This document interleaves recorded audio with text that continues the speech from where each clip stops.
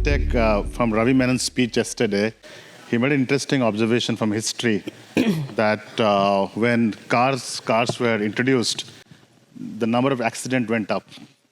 But that didn't stop the regulator to stop the car and go back to horse carriage. So I think as technology comes, new innovation comes, there'll be a lot of risk and there are a lot of challenges.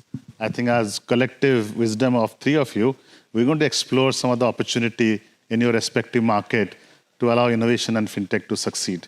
I think that's the next 35 minutes we have to go through. Maybe before going to a particular Japan question, maybe a broader question, maybe each of you, just to give us a snapshot of your market. Let's start with Taiwan, and then with Korea, and with Japan, home country here. So give us a sense for a lot of FinTech stakeholders here. Why should they go to your country and do business or find opportunity to collaborate? And what incentives you are providing them to come to your country? Start with Taiwan. Thank Brenda. you. Thank you, Sopnendu. Actually, I think there is a saying in Taiwan or in the Asian China, if you take care of the flower garden, then the butterflies will come. So when we talk about the flower garden, that means the ecosystem of FinTech. So the ecosystem relies on a good health. Ecosystem relies on like data, regulations, talents, and culture. And I think the most important part to have a healthy ecosystem of FinTech relies on the regulators' attitude. So in Taiwan, our commission, the Financial Supervisory Commission, really encourage and support our FinTech development. So we have established a FinTech Center in 2018. And in that center, we issued guidance, for example, like AI guidance and also data sharing and data governance guidelines. And also we clarified regulations and help our market participants to know how to build their business and also know how to have a new technology. And for example, like in our banking sector, now we have proceeded to the open banking in the second stage. In that, customers' transaction data can be shared from the banks to the TSP, the third service party. And also our digital account, 86% of our population have digital accounts. In the securities front, we have our robot advisor, and the asset under management is about have a growth rate it's like 28% annually. And in the payment sector, we have an e-payment institution which get a license from our commission, and also they can save their customers' account in their accounts. And also in the insurance sector, we have e-policies, and also our insurers collaborate with a lot of sectors, for example, like insurance sector, health sector, and also like travel agencies, etc. And in the blockchain sector, our blockchain utilized in trade finance and also in our accountant confirmation, and also in the insurance conservation and claims. So that's a snapshot of our FinTech ecosystem. And also we have some, like a FinTech space, we have an accelerator or an incubator for our startups. So they issue some guidelines, and also they have regulatory clinics to help them to understand the regulations in Taiwan. And also they have digital sandbox to help them to collect data and to test. And also in Taiwan, we have very unique, we call it innovative experimentation. So in that, non-financial institutions can conduct financial business without any financial license within the experiment period of time, and so that they can test their business models and new technologies. And also we have this so-called co-creation platform comprised by market participants. So we build our infrastructure layer, for example, like digital identity authentication, and also we have issued FinTech capability certificates just through that co-creation platform. Is it some market you're developed for your domestic audience, or you're encouraging foreign startups to come to Taiwan as a market expansion? Is there some? Is it some? How do you think about your own regulation and your own ecosystem when it comes to foreign players coming to Taiwan? Actually, we have heard from the foreign fintech companies that they feel it's difficult for them to come to Taiwan. But I think only two sectors we probably have some concerns. One is payment. Just in the beginning, because our market just have this kind of e-payment institution, and they have to receive customers' funds. So we think those kind of business should be very cautious, because that's people's money.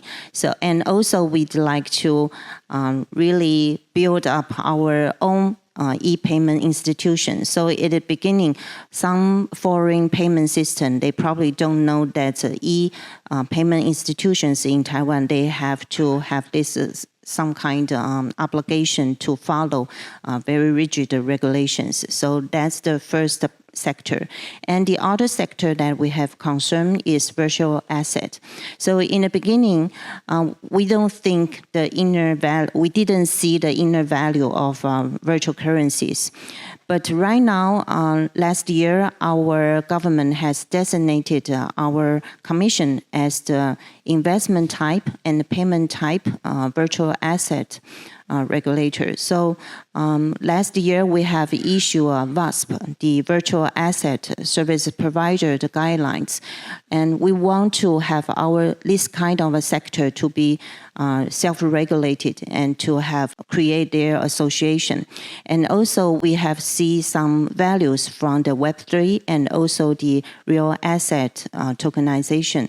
So we really see tokenization can connect the virtual world and to the real world. And we think that sometimes those kind of tokenization have values in inclusive finance, and also they can, just have more tokens to be traded, so they can increase the liquidity. So we see the potentials here. Even though those two sectors have a very slow pace in development. But now we seize the potential. We try to have those e-payment institutions to work together with the foreign payment institutions, because now our domestic payment institutions have already grown up, and we think that's a good time for them to cooperate with foreign companies. And also in the virtual asset sector, we think since last year we have already designated our commission as the regulator. So now we have been studied a lot, even though we develop in a very slow pace, but we see the potentials here. So we welcome other foreign companies to come to Taiwan too. Thank you. And my favorite fintech is from Korea now. Kakao Pay is such a lovely product. I think your logo looks very similar to some of the company, but yeah, that's a separate discussion. Korea always been a surprise to me. Such a highly digitized country, very strong talent pool. The Korea story, unlike K-pop, on the K-fintech, has been a bit of not a matchup to K-pop. Do you think the K-fintech will be as good as K-pop? Yes, I think sooner than later. So, what's the story there? Maybe I can. Thank you for having me here today. I'm really glad. And actually, I was in the Financial Services Commission as standing commissioner of the FSC, and then before I left, I was commissioner of Financial Intelligence Unit in Korea. At the time, FIU was in charge of AML issues and then it's supposed to be limited to AML issues, but nobody wanted to address the virtual asset issues in the government and then anywhere else. So that's why in the name of AML issues, the FIU took charge of the regulation and supervision of the market. So I had experience sort of the agonies and understanding all the difficult part of the technologies and then market pressures and everything. It's still going on, and I retired 8 months ago, and then I just joined this Woori Finance Research Institute. So coming back to your question, whether FinTech is as good as K-pop and K-entertainment. Actually, K-pop and K-entertainment, it took, you may not know that, but it took more than 20 years to get to this point.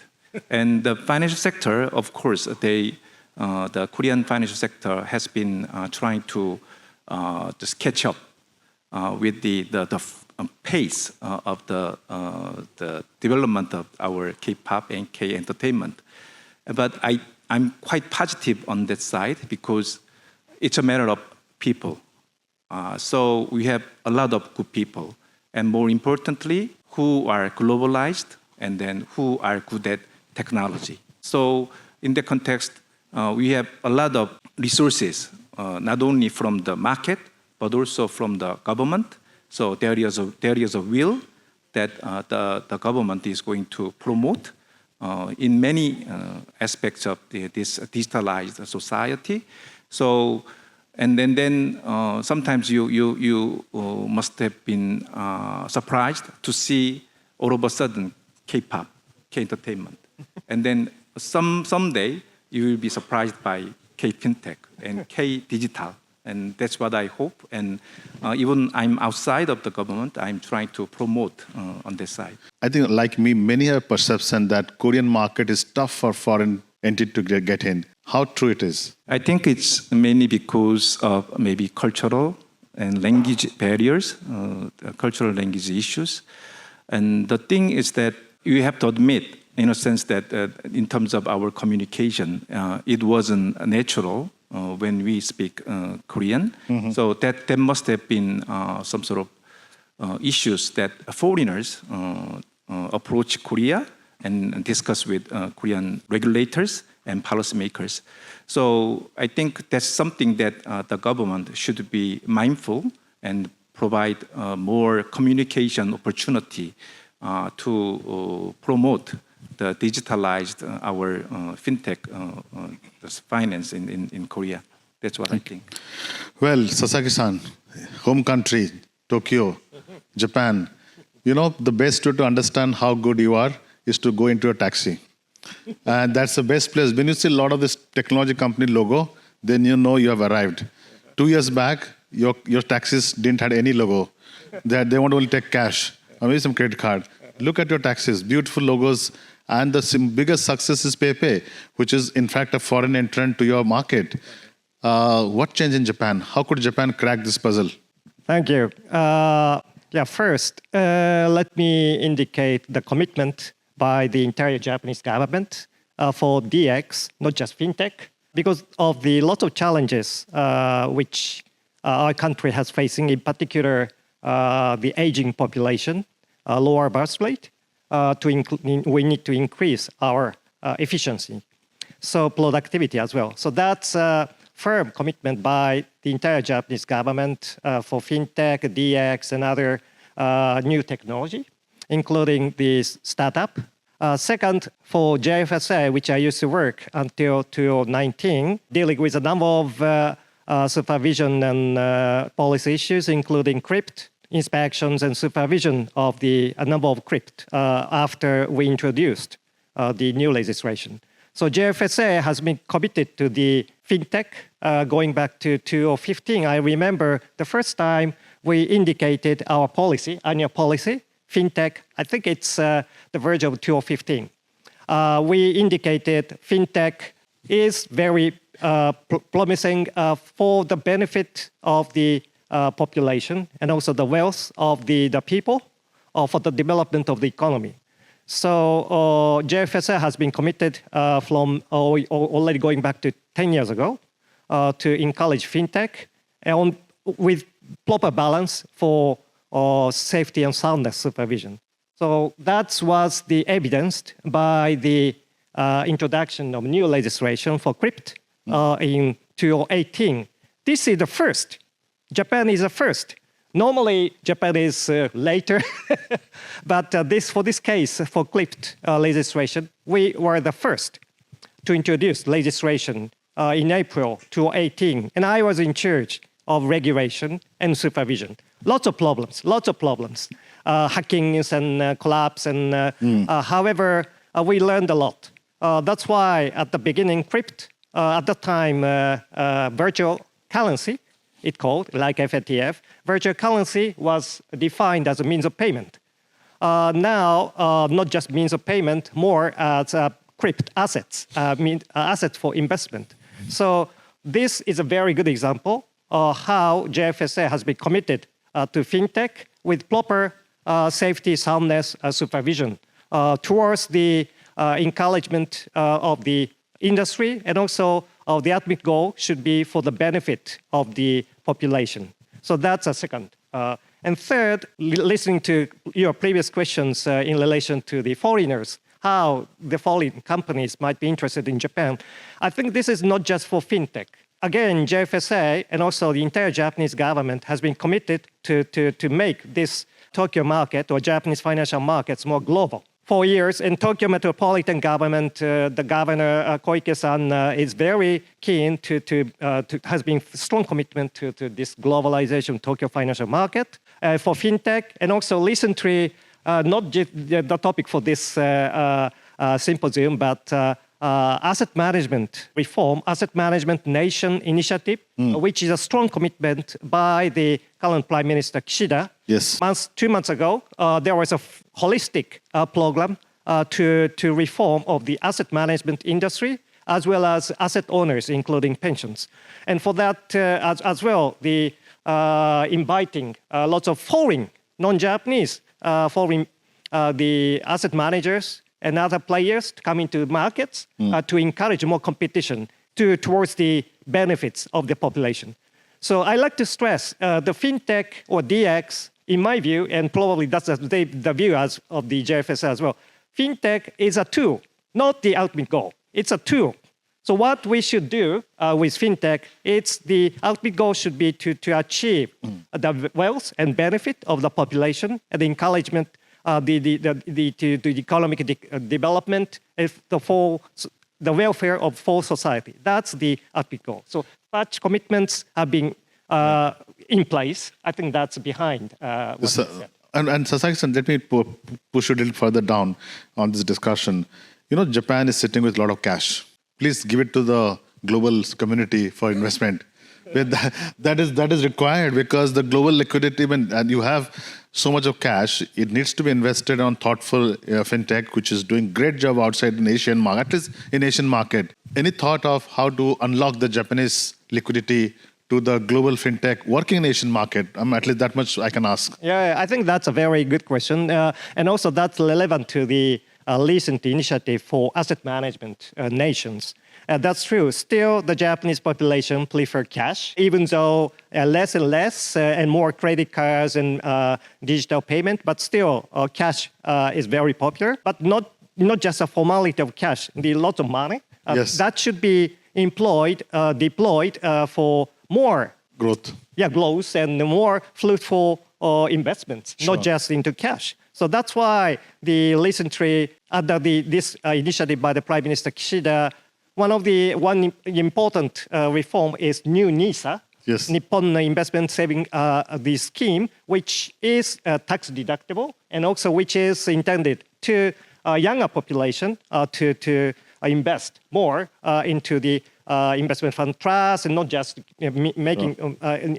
keeping in the bank deposits. I think, since last week, the Tokyo stock market has been booming. Yes.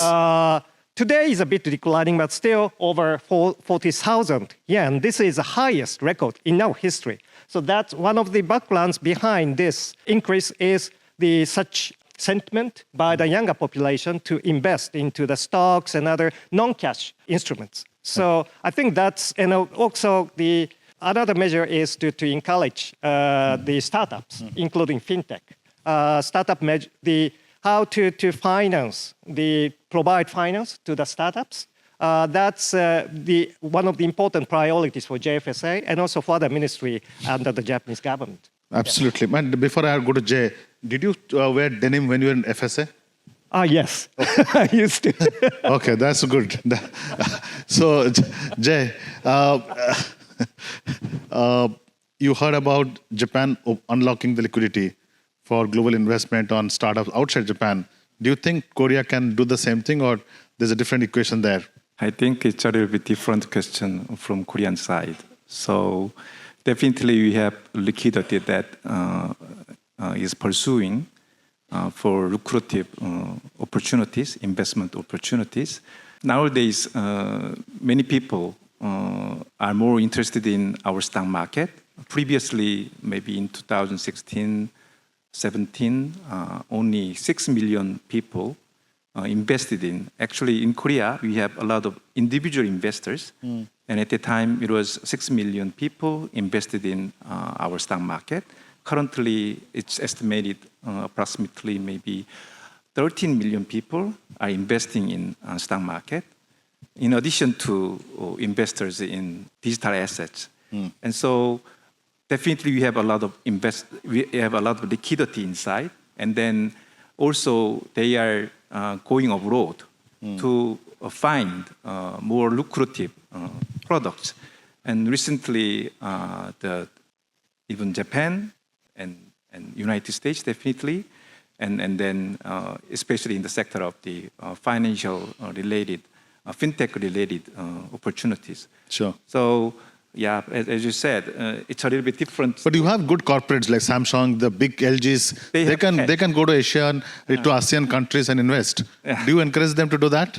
They have a lot of cash, but they are conservative, and then they are looking for fintech, not fintech, technology. Yeah, tech, fintech, whatever it is. Yeah, so they want to figure out how could they make most use of the money Sure. they have. So in the context, they are looking for opportunities outside, and then definitely there are CVC, corporate venture capital, under Samsung and many under the Korean conglomerates, as well as Korean financial groups. Sure. So that's the kind of easiest way to figure out where is opportunity, I see. and then how we could invest in good Sure. targets outside. Thank you. And back to Brenda. I think one of the most, for me, Taiwan has been fascinating because today, in some sense, you are the backbone of the future of world because you produce all the semiconductor chips. And AI is going to be a big part of everything we do in this world, in fintech, in the future of tech. Is Taiwan taking advantage of that huge opportunity you have, being a global powerhouse for the most complex technology ever built? It's a very difficult question because that's why I'm trying to be here to attract tech talent to Taiwan. You probably wonder why, because Taiwan is well known for its tech sectors, for example, like semiconductors. We have a very complete chain of these chips, like design, production, etc. So our talent are drawn to those sectors, the IoT, the semiconductor, or the health tech, etc. So making it difficult for our financial sector and fintech sector to attract them. So this is why I'm here, because we really need people, tech people, or data experts from abroad, from different countries to come to Taiwan. Because we think those kind of diverse version or diverse ideas, they can really boost our economy. And I'd also like to say that even though probably we need some tech experts from abroad, still Taiwan still have a lot of benefits or advantages in the tech companies that can help our fintech sector to grow. We have a very good R&D manpower, and we have very good 5G infrastructure, and also we have a very good big data analytics. Those three items are ranked first globally according to IMD World Digital Competitiveness 2023. So with those advantages, I think even though probably we don't really take advantage of the hardware tech talents, but still we have the advantage to grow our sectors.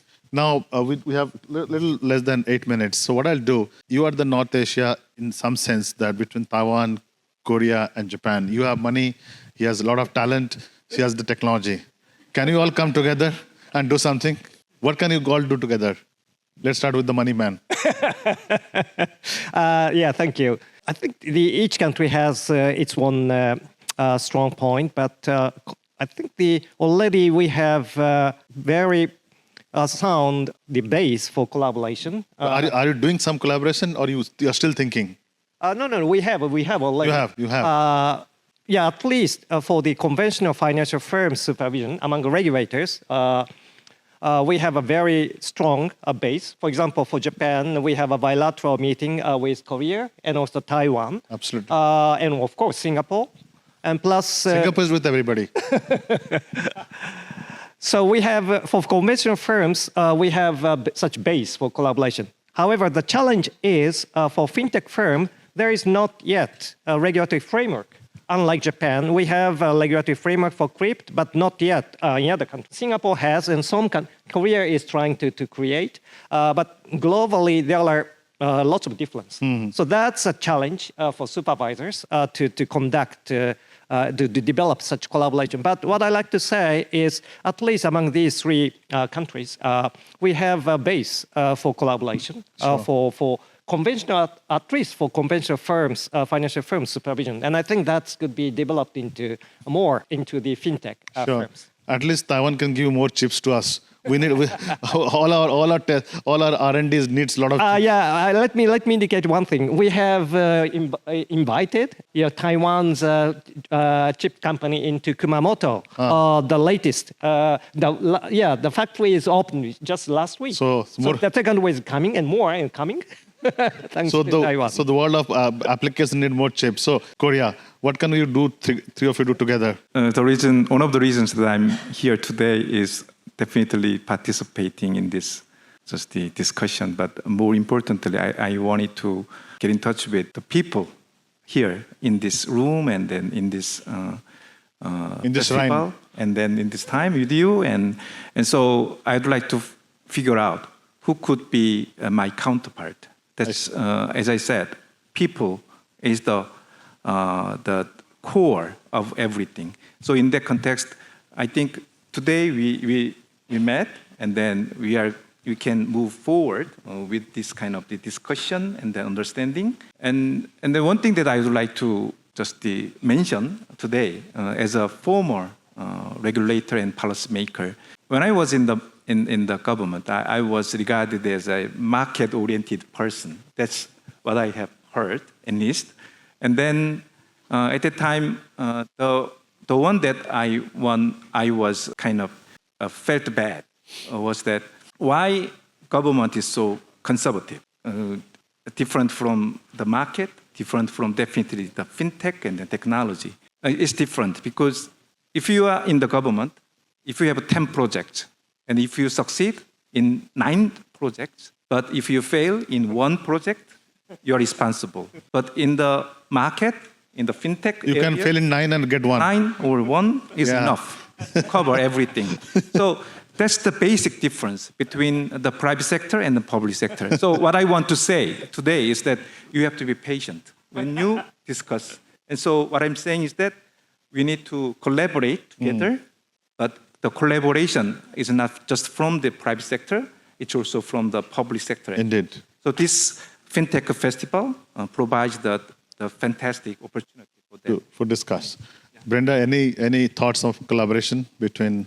Yes, I think there are two fronts. One is payment, because just I said that Taiwan's e-payment institution just grow up, and now we have 96% of our population use cashless methodologies, and we think that will be a good way to work together, because now we have a lot of travelers to go to Japan and Korea, and also I think there are some inbound traveling from Japan and Korea to Taiwan too. So I think that will be a very good way to work together to build up the ecosystem of e-payment. The other area I think is good is virtual currencies or the virtual assets. Like I said, we right now think the Web3 and also the virtual asset, the real world asset tokenization is a very booming and very valuable area. And we think now Japanese already have a real estate tokenization, and they think about this kind of a DeFi potential really going on and moving forward with the world trend. And we think that's the potential for us, because we have a lot of virtual currencies exchange and also DeFi, and also we have a technology layer. So we think we can collaborate together and to build up this ecosystem. I think we're almost done. I think between Micron Technology and TMC, you own everything in AI in this whole world. So I'm sure collaboration will bring a lot of opportunity. But at least I want to ensure next time I come back for the Japan FinTech Festival, I promise I'll again moderate 3 of you. And I'll do a status check on where we left today. Minimally, we expect a super facility in Japan, backed by chips from Taiwan, backed by technology from Micron Technology, and some cool production devices from South Korea, something going great in Japan. Okay? So with that expectation, let's work together. Given all of your former regulators and existing in regulation, including myself, I think we have a role to play. As Raviman said, that we cannot stop car because the accident rates has gone up. We got to get better and manage the risk efficiently. With that, thank you very much to join me in this interesting debate of East Asia coming together. Thank you very much. Thank you.